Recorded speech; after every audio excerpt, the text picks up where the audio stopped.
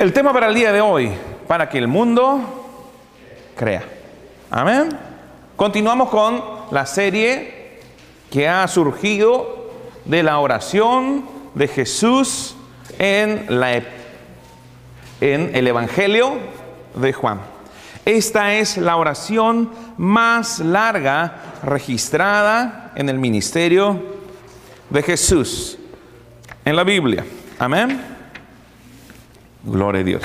Jesús oraba principalmente en lo privado. Ok, dejé el iPad de vacaciones en Viña del Mar, así que si me ve haciéndole así el papelito, téngame misericordia, ¿ya? Ok. Vamos por favor a Juan, capítulo 17. Y quedamos en el versículo 20, donde Jesucristo está orando por cada uno de nosotros. Primeramente oró por Él, por los apóstoles, e hizo extensiva esta oración por los apóstoles hacia cada uno de nosotros. Y dice: mas no ruego solamente por estos, o sea, por los discípulos de Él, sino también por los que han de creer en mí por la palabra de ellos. Como puedes ver, hay una responsabilidad. Los que han de creer en mí por la palabra de ellos. Hay gente que va a creer por tu palabra. Hay gente que creyó por la palabra de los discípulos. Yo creí por el Evangelio de Juan. Me dijeron: es lo primero que tienes que leer. Y cuán bueno fue para mí. Y hay gente que tiene que creer por tu palabra, por el Evangelio de San Luis. ¿Me entiendes? ¿De dónde va a venir ese Evangelio? De aquí mismo, ¿ok? Nunca va a salir de otra parte. Si lo que escribió Juan es lo que dijo Jesús, ¿me entiende? Y usted va a decir lo que dice Jesús y lo que dijo Juan sobre lo que dijo Jesús. O sea, el mensaje no cambia. El Evangelio de San Luis es el mismo Evangelio de Jesús. O al menos tiene que ser así. Amén. Es Santa Luis. ¿Por qué le dije San Luis? Santa Luis. ¿Ah? Gloria a Dios. Entonces hay gente que ha de creer por tu palabra. Lo vuelvo a decir. Coloca atención. Hay gente que ha de creer por tu palabra. ¡Wow! ¿Sabe qué? Tu palabra puede cambiar el destino eterno de una vida. Y no solamente puede, sino que debe. Entonces hay aquí una responsabilidad. Se te ha encargado un mensaje que va a cambiar el destino de muchos. Y si las personas comprendiesen la diferencia de los destinos, ¡wow! ¡Wow! Si comprendiesen la diferencia de pasar la eternidad en el infierno o en el cielo,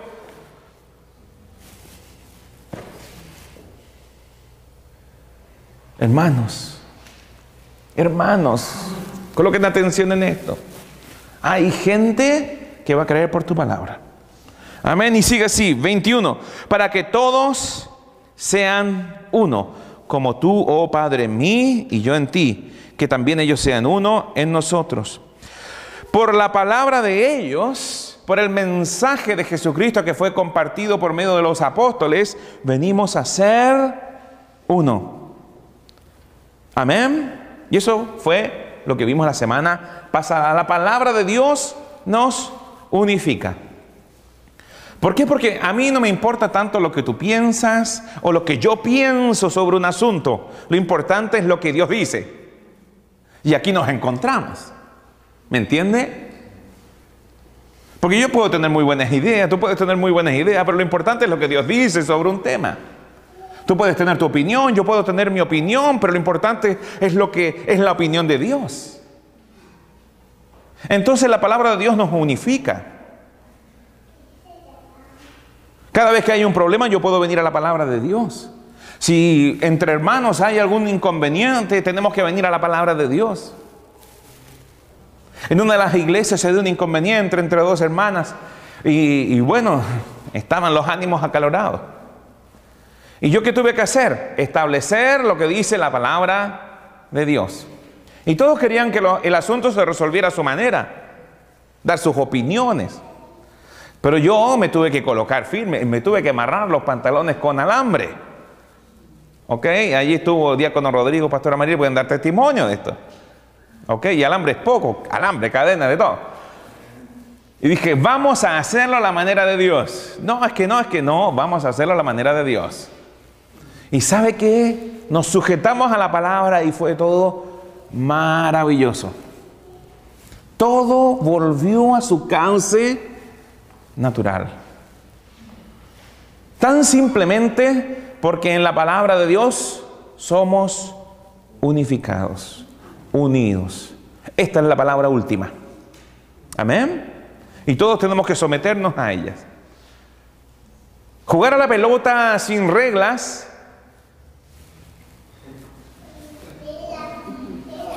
es un desorden, ¿cierto? Sin un umpire, ¿cómo se llama en español? Árbitro. Sin un árbitro sería un desorden, ¿cierto? Sería todo un desafío para Ricardo filmar a los jugadores jugando por la gradería, sin línea, sin límite, sin horario, ¿cierto? Como las pichangas de barro. Yo me acuerdo de jugar en un cerro, vivía en un cerro y corríamos hasta arriba de los matorrales y los matorrales también jugaban. Era un desorden eso. ¿Cuándo se vuelve entretenido? Cuando hay reglas. Amén.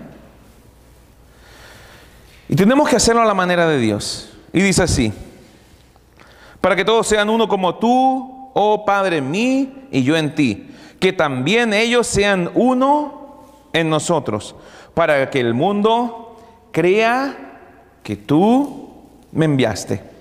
Miren, esta palabra que nos unifica, esta palabra que nos permite disfrutar la vida en comunidad y la vida que Dios tiene para nosotros, tiene como propósito que seamos uno. ¿Pero uno cómo? Hay un estándar de esta unidad. No es uno, somos hermanos, no somos hermanos. No es ese. Es una unidad más profunda que esta. Eso no, como somos amigos, no somos amigos, ¿no? Para que todos sean uno como tú, oh Padre, en mí y yo en ti. Este es el estándar. Esta unidad tiene un estándar. Y este estándar, como tú, Padre, en mí y yo en ti. Esta unidad. Esta unidad es la que busca el Espíritu Santo en medio de nosotros. Que también ellos sean uno en nosotros. Para que el mundo crea que tú me enviaste. Solo entonces el mundo creerá que el Padre envió a Jesucristo. Y que Jesucristo es el Señor. Cuando tengamos este estándar de unidad. Cuando Jesucristo habla de unidad, está hablando de algo mucho más profundo que el soportarnos o el estar juntos en las reuniones de la iglesia. El concepto de unidad al que se refiere podemos verlo en 1 Corintios 1:10. Los invito, vamos por favor. 1 Corintios, usted tiene su Biblia, 1:10. Dejamos de proyectar los versículos bíblicos. ¿Por qué? Porque la gente dejó de abrir la Biblia. ¿Ok? Entonces, ¿dónde estamos? En 1 Corintios 1, versículo 10. Y dice así: os ruego, pues, hermanos, por el nombre de nuestro Señor Jesucristo, que habléis todos una misma cosa. Y que no haya entre vosotros divisiones, sino que estéis perfectamente unidos en una misma mente y en un mismo parecer. Entonces aquí podemos ver varias cosas. El estar unidos como Cristo está unido con el Padre involucra hablar una misma cosa. La palabra que yo os he dado no es mía, sino que lo que oigo al Padre hablar, eso hablo, dijo Jesús. ¿Entiende lo que le digo? Entonces Jesús no decía lo que a él le parecía. La opinión de Jesús siempre estuvo sujeta a la opinión del Padre.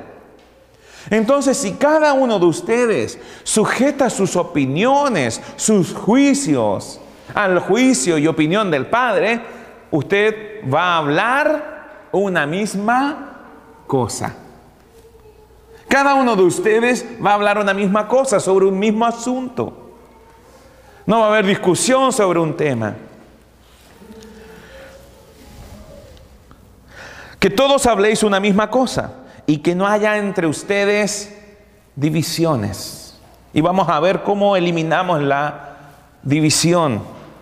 Sino que estéis perfectamente unidos en una misma mente.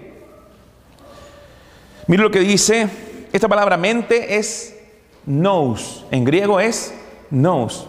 ¿Recuerdan Romanos 12, versículo 2, lo que vimos la semana pasada? No os conforméis a este siglo, sino transformaos por medio de la renovación de vuestra mente. Allí también la palabra es nous, que puede ser traducida como entendimiento. Entonces, hermanos, ustedes tienen que renovar la mente por medio de la palabra de Dios. Palabra que nos une para hablar una misma cosa. Pero usted no puede hablar una misma cosa si usted vive en sus razonamientos. Si usted vive en sus convicciones y no en la convicción que viene por medio de la palabra de Dios o el entendimiento que viene por medio de la renovación de su mente, por medio de la palabra de Dios. La Biblia, Nueva Versión Internacional, dice así: les suplico, hermanos, en el nombre de nuestro Señor Jesucristo, que todos vivan en armonía. Y esta no es la radio, sino que es un estado de comunión. ¿Me entiende? Comunión, común unión.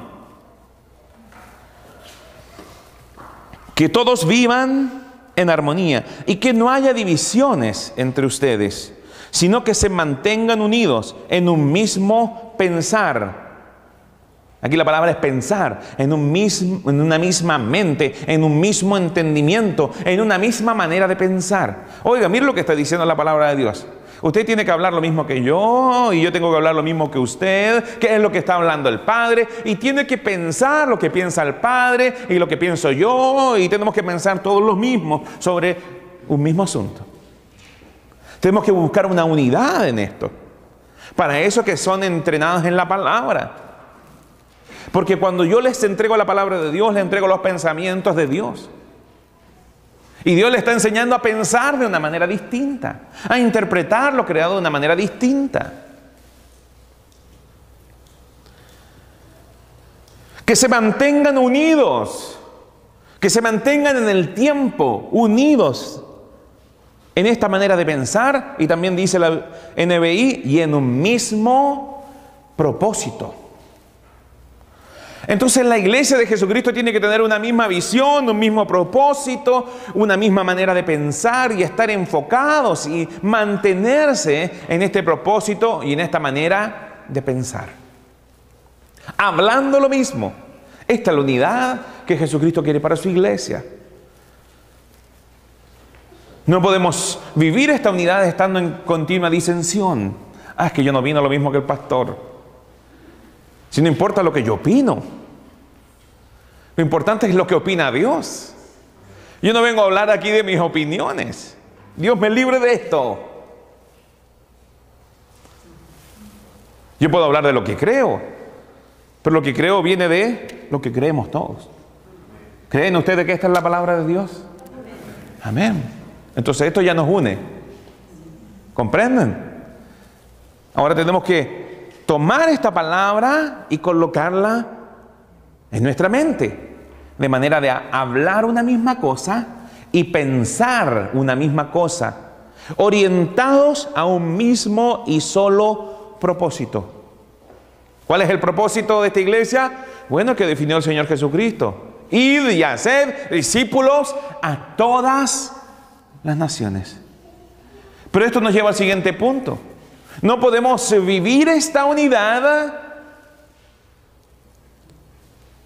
o no podemos, a la verdad lo que quería decir, no podemos convencer al mundo si no vivimos esta unidad. Porque no podemos vivir esta unidad, evidentemente lo acabo de explicar. si no pensamos lo mismo, si no renovamos nuestro entendimiento. Amén.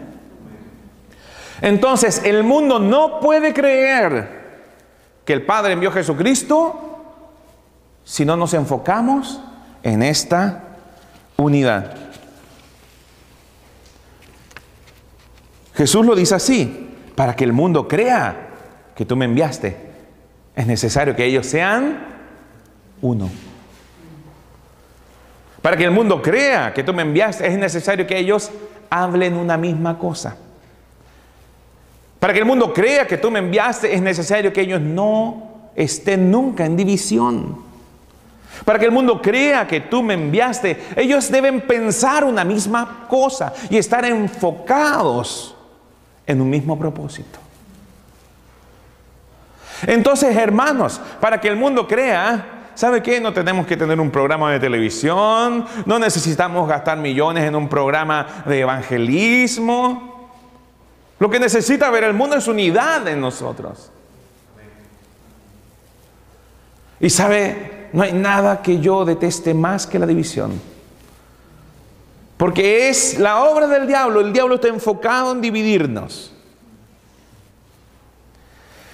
¿Sabe qué? No hay ninguno de ustedes en este lugar que en algún minuto no se haya molestado con alguien en este salón y que haya dicho: no voy nunca más.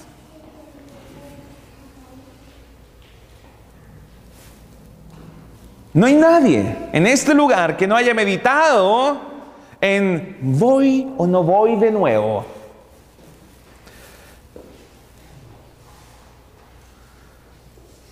El otro día el pastor no me saludó.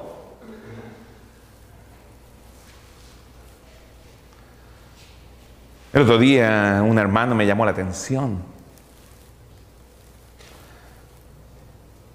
La división es un instrumento del diablo. El diablo va a tratar de dividirnos. Pero usted tiene que ser más sabio en esto. La división no viene de Dios. Jesús oró para que nunca estuviéramos divididos, sino que para que fuéramos unificados. Entonces usted puede pensar lo mismo que Dios piensa. ¿Y qué piensa Dios al respecto? Esto no viene de mí, hijo. Porque yo quiero la unidad en mi iglesia. Por eso a mí me duele tanto cada vez que yo veo de estos posts negativos respecto a otras iglesias. Así el mundo no va a creer. En varias oportunidades yo he hablado con personas de la iglesia católica y me han dicho: sí, pero los evangélicos están siempre peleándose entre ellos. ¿Por qué tantas iglesias? Y sabe que tenemos una triste historia de divisiones. Divisiones, divisiones, divisiones. Y al menos los católicos han guardado esto. Siguen unidos. Tanto evangélico hablando mal de los católicos. Y tenemos tanto que aprender de ellos. Esto se tiene que terminar. Hermanos, la revelación de la gracia de Dios ha venido a nosotros para que podamos recibir el amor del Padre así tal cual es. Y después de experimentar este amor, poder entregarlo a nosotros. ¿Usted sinceramente cree que el Padre ama más a los evangélicos que a los católicos? No. Los ama igual. Mire cómo dice, como sigue diciendo el versículo 22. La gloria que me diste les he dado para que sean uno, así como nosotros somos uno. ¿Cuál es esta gloria si Jesucristo no había sido glorificado aún? La gloria es el mensaje. El mensaje de Jesucristo es la gloria de Jesucristo en este versículo. Podemos entender que gloria es mucho más. La gloria de Dios es mucho más. Pero en este minuto, la gloria de Jesús es su mensaje. Este mensaje que nos vuelve uno. Este mensaje que revela el nombre de Dios. Nombre que nos guarda. Este mensaje que nos santifica y nos separa para el uso exclusivo de Dios. La gloria que me diste les he dado, les he entregado el mensaje para que sean uno, así como nosotros somos uno. Yo en ellos y tú en mí, para que sean perfeccionados en unidad. Para que el mundo sepa. Otra Biblia, otras versiones dicen para que el mundo conozca. Entonces, de esta unidad que el mundo va a ver, se va a desprender el mayor mover y la mayor cosecha de los últimos tiempos. Tenemos que dejar al lado las divisiones doctrinales, o tenemos que darle el último lugar de la iglesia, el último asiento de la iglesia, a las tradiciones, a los rituales y a las doctrinas denominacionales, para poder comenzar a amarnos como Cristo nos ha amado. Juan 13:35, un poco antes, Jesús había dicho: en esto conocerán todos que sois mis discípulos, si tenéis amor los unos por los otros. Pero cuando conocemos a un hermano, lo primero que le preguntamos: ¿y ustedes qué es lo que es? ¿Cómo que lo que es? Soy humano. Vengo de Melmac. No. Soy humano. ¿Qué quiere decirme con eso? ¿Usted qué es lo que cree? ¿Cuál es su religión? No tengo religión. No tengo religión. ¿Pero cómo? ¿Usted está hablando de Dios? ¿Está hablando de Jesús? Sí, yo soy creyente. Yo soy cristiano. Ya, pero ¿cuál es su iglesia? ¿Cuál es la religión? Yo me congrego en la iglesia cristiana, carismática, pero no es mi religión. Yo no estoy aquí para levantar una religión nueva. Yo estoy aquí para dar a conocer el nombre de Jesucristo y decir que Él es el Señor sobre todas las cosas. No estoy para dividir al pueblo de Dios, estoy para unirlo. Este es mi trabajo. Dios me ha encomendado esto. Reconciliar a todos con Jesucristo, con el Padre por medio de Jesucristo. Yo no veo la división en esto. Es que yo soy bautista. Y usted lo escuché que dijo carismático, y a nosotros no nos gustan los carismáticos. Marcos Witt es del diablo. Oiga, qué manera de postear cosas sobre Marcos Witt. ¿Y sabe lo que hizo Marcos Witt? Lo único que hizo fue participar de una reunión con unos católicos y cantar en un evento católico. Lo único que hizo. ¿Y sabe lo que dijo? Hay un nuevo camino. Yo creo que tenemos que hacer las cosas de una manera distinta. Y él no estaba hablando de otro camino a Jesús. Él estaba hablando de una manera distinta de relacionarnos en el cuerpo de Cristo. Pero él dijo, dijeron algunos evangélicos, Marcos Witt está predicando otro camino. Y el único camino es Jesús. Jesús lo dijo, Él es el diablo. Qué cosa más tonta. No hay nada más hermoso que poder reunirnos con hermanos de otras denominaciones y tener comunión en lo que nos une. Porque sabe que nunca vamos a estar de acuerdo en todo, pero sí vamos a estar de acuerdo en lo fundamental, en el querigma, en el centro del mensaje. Y el centro del mensaje es que Jesús murió en nuestro lugar. Aleluya.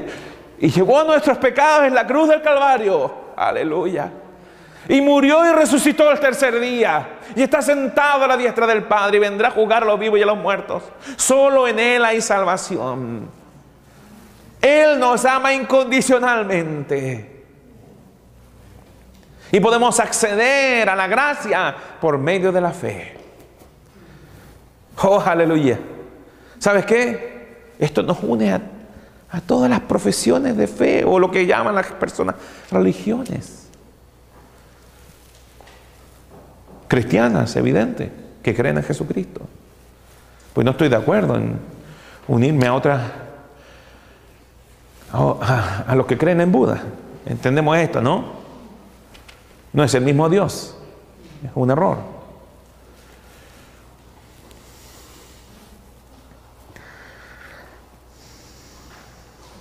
Para que el mundo conozca.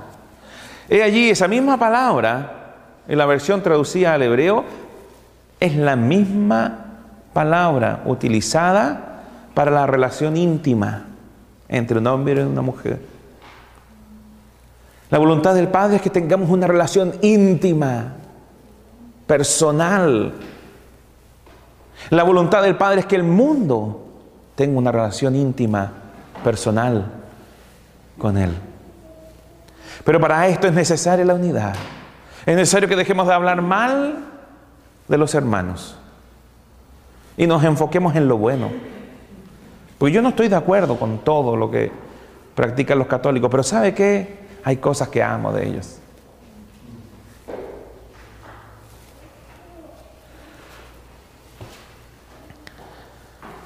Y mire lo que sigue diciendo. Versículo, estamos en el 23, volvamos a Juan 17.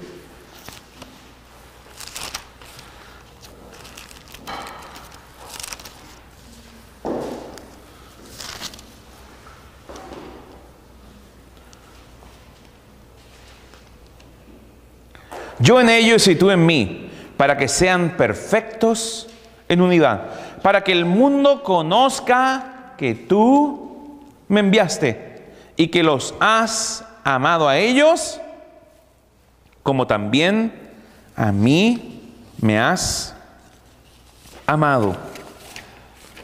Esto elimina toda competitividad. Gran parte de la iglesia o de las iglesias compiten entre sí en doctrina, en cómo llevan adelante el ministerio, en lo que creen, en lo que no creen, en las manifestaciones. ¿Sabe qué? Hay iglesias que tienen muchas manifestaciones, pero son muy débiles en el amor, son muy débiles en el servicio, son muy débiles en la compasión. Y hay otras que son muy fuertes en el amor por las almas perdidas, pero no tienen ninguna manifestación del Espíritu de Dios. Mas a cada cual le ha sido dada una manifestación de la gracia. ¿Y sabe por qué? Porque Jesucristo dice que el Padre nos ha amado a nosotros como también a Él lo ha amado. Para que el mundo conozca que tú me enviaste y que los has amado a ellos, como también a mí me has amado. El Padre ama al mundo como ama a Jesús. Si entendiésemos esto, dejaríamos de luchar por el amor de Dios. Hay muchos tratando de ganar la aceptación de Dios. Hay muchos tratando de ganar el amor de Dios. Y el amor de Dios es un regalo. Y quiero dejarte muy en claro el día de hoy que Dios te ama como ama a Jesús. El que ha tenido muchos hermanos sabe de qué estoy hablando. En algún minuto hemos pensado de que los papás aman más a un hijo que a otro. ¿Y qué genera esto? Rivalidad. ¿Qué genera esto? División entre los hermanos. Pero ¿sabe qué? El Padre Celestial es justo y nos ama a todos como ama a su Hijo Jesús. Y esto tiene que eliminar toda división. Porque en el fondo, ¿qué dice esta lucha entre bautistas y carismáticos? Dios me ama más a mí. A ustedes Dios no los ama tanto. ¿Qué hace esta lucha entre los que guardan más la ley y los que confían más en la gracia? Dios no te puede amar a ti como me ama a mí, porque yo guardo la ley. Yo me merezco que me amen más. Porque de alguna manera el mundo te enseña a comprar amor.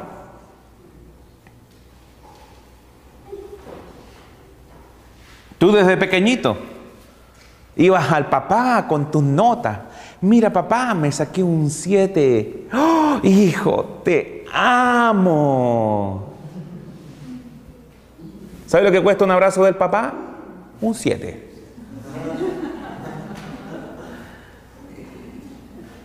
¿Qué le enseñaste? Compra mi aceptación. Compra mi amor. Y las cosas con Dios no funcionan así. Nosotros le amamos porque Él nos amó primero. No es al revés. Dios no te ama porque tú lo amaste, sino que tú lo amas porque Él te amó primero. Gloria a Dios. Mire, la unidad de los creyentes, que solo puede desprenderse del amor de Dios, es la herramienta de evangelismo más grande que la iglesia pueda tener. Y esto no es según San Willy, sino que es según Jesucristo. Amén. El mundo creerá y conocerá que el Padre envió a Jesús y Él es el Señor solo cuando vea el mundo en nosotros unidad. Y sabe que yo creo fehacientemente de que Dios ha estado agregando revelación sobre la palabra de la gracia. Y veo un mover de la gracia. ¿Sabe que se están sumando predicadores continuamente a predicar sobre el amor incondicional de Dios? El otro día Creflo Dollar, un predicador norteamericano, dijo: Dios me habló y me dijo que comienza a predicar sobre la gracia. Kenneth Copeland, son todos estos predicadores que algunos los tildan como del evangelio de la prosperidad. Dios me ha hablado que el año 2013 la gracia va a ser fundamental para la victoria del pueblo de Dios. Todos los grandes predicadores dijeron que venía la gracia. Kenneth Hagin, el fundador de Rema, de la cual nació la escuela de ministerio en la cual yo estudié, Domata, 50 y tantos años preparando ministros. Rema, 80 y tantos años preparando ministros. Escuelas de tradición, muy influyentes. Él dijo, después del movimiento de fe, viene un nuevo movimiento que estará fundado en la gracia de Dios. Pero ¿sabes qué? Después del movimiento de fe, viene el movimiento del amor. Después del movimiento de la gracia, o el mover del Espíritu revelando la gracia de Dios, viene el mover del Espíritu haciendo que la iglesia se unifique. La revelación de la gracia de Dios ha sido entregada al cuerpo de Cristo para que comencemos a amarnos como Él nos ama. Y los católicos van a amar a los evangélicos. Y los evangélicos van a amar a los católicos. Y los bautistas van a amar a los carismáticos. Y los carismáticos van a amar a los bautistas. Y sabe que esto solo puede hacerlo Dios. Porque para un hombre sería imposible. Pero Dios puede. Y Dios lo hará. De lo contrario, nunca terminaremos la gran comisión. Tomen en consideración esto. La iglesia primitiva, en 30 años, convirtió a todo el mundo conocido. Oiga, eran 12. No había una tradición evangélica, no podemos decir eso. No tenían Biblia, no tenían radio, no tenían iPods, no tenían aplicaciones en los teléfonos, no tenían cámaras, no tenían nada de eso. No tenían ni Transantiago, oiga. Lo más moderno y el individuo con más dinero tenía un burro o un camello. Ese era el adinerado, ¿cierto? Entonces, ¿cómo lo hicieron? ¿Cuál fue la estrategia evangelística? Amarse los unos a los otros. Mire, vamos rápidamente a Hechos 4. Con esto voy a ir terminando. Hijo, ¿cuánto llevo? ¿Perdón? Ok, tengo como un reloj a los 35, ¿sabes cuánto? Hechos 4, mire, vamos para allá.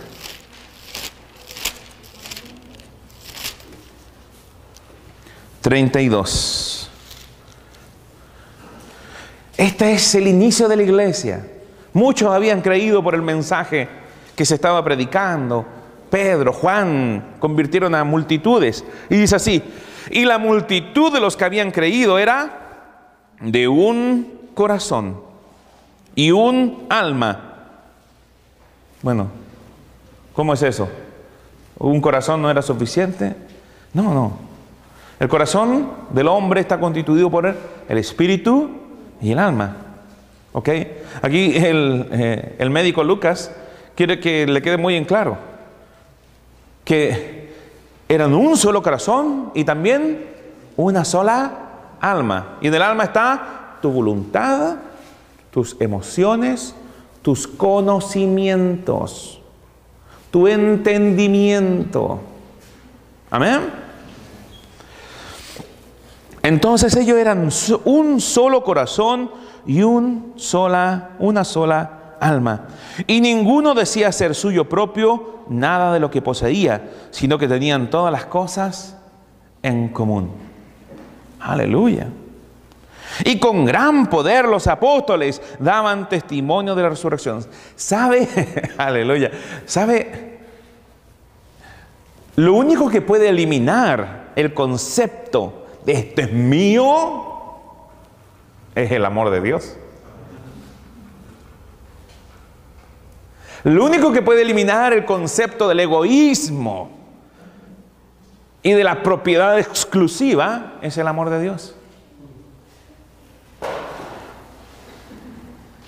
Y con gran poder los apóstoles daban testimonio de la resurrección del Señor Jesús, y abundante gracia era sobre todos ellos. Aleluya.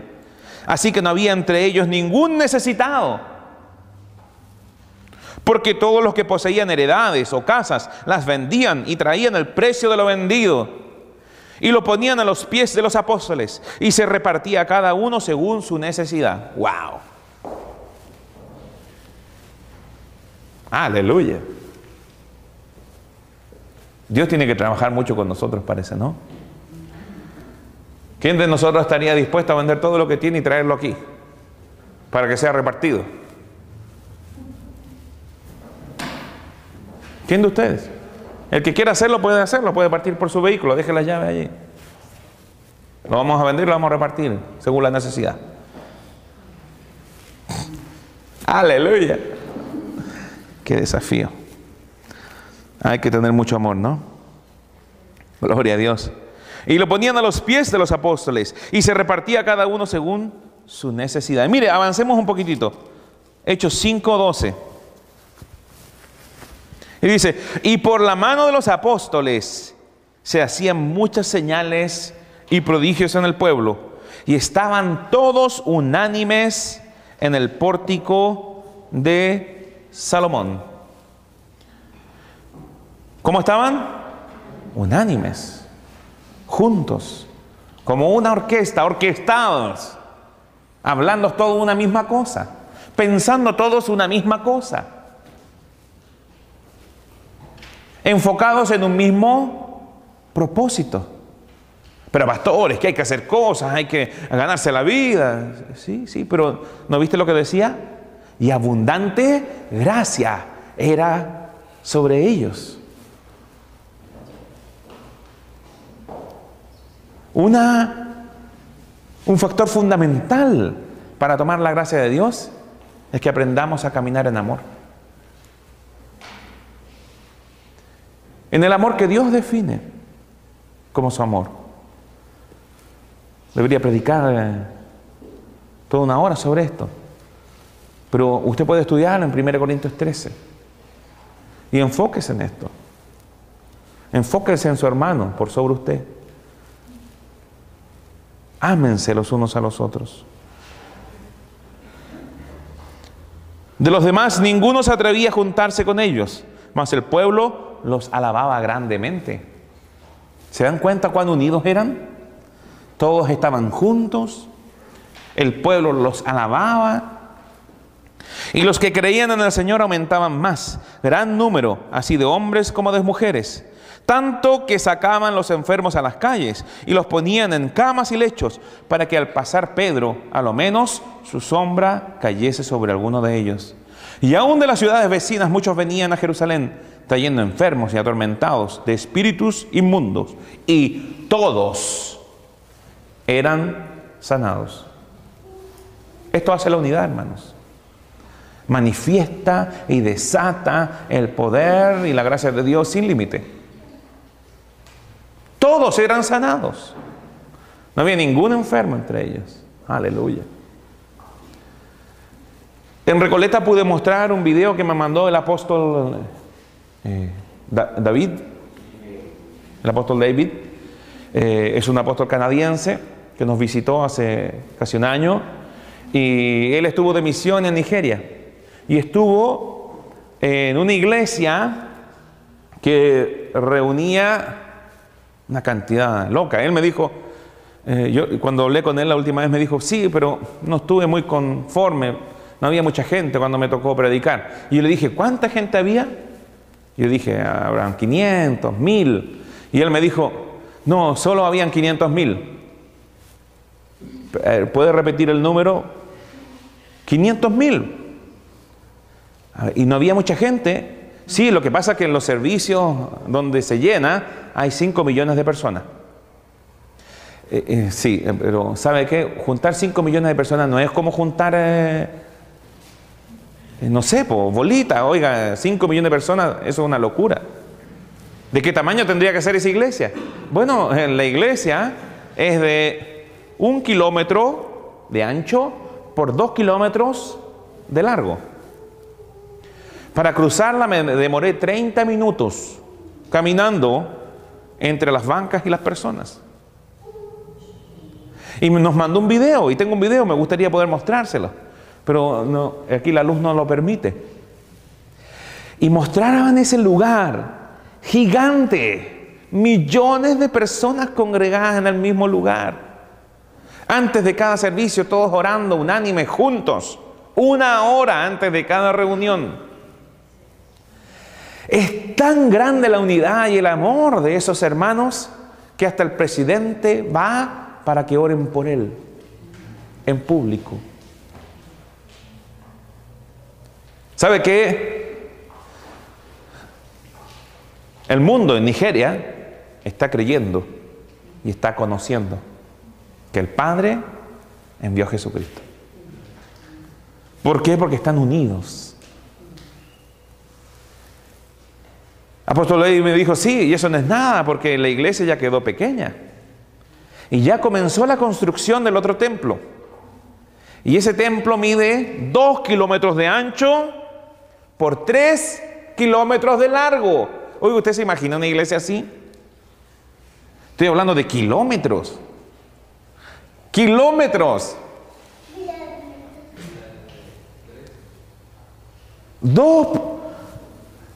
6 kilómetros cuadrados de iglesia.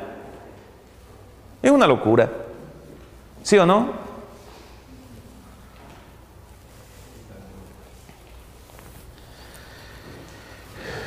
Son billones los que se gastan en campañas de evangelismo, por televisión, radio, libros, cruzadas, etc.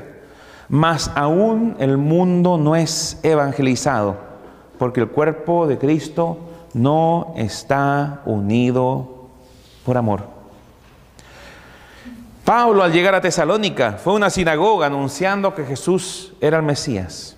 Dice la palabra que muchos creyeron. Pero los judíos tomaron a hombres malos, alborotaron a una turba y fueron a casa de Jasón.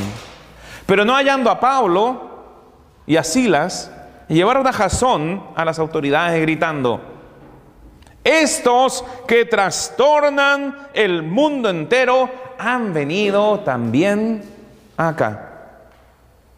Y Jasón los ha recibido. Todos ellos contravienen los decretos de César, diciendo que hay otro rey llamado Jesús. Esta era la iglesia primitiva, una que trastornaba al mundo. No tenían grandes estructuras organizacionales, no tenían la facilidad que tenemos nosotros para viajar por el mundo entero, no tenían medios. Ellos evangelizaron al mundo conocido en menos de 30 años. Hermanos, antes de que podamos cumplir con la gran comisión, debe haber este gran avivamiento de amor en la iglesia. Esto es lo que viene. Aleluya, estamos en el mover de la gracia. Se ha revelado la gracia en nuestros corazones. Ahora comencemos a amarnos los unos a los otros, como Cristo nos ha amado, para que el mundo crea y conozca que Jesús es el Señor. Amén. Aleluya.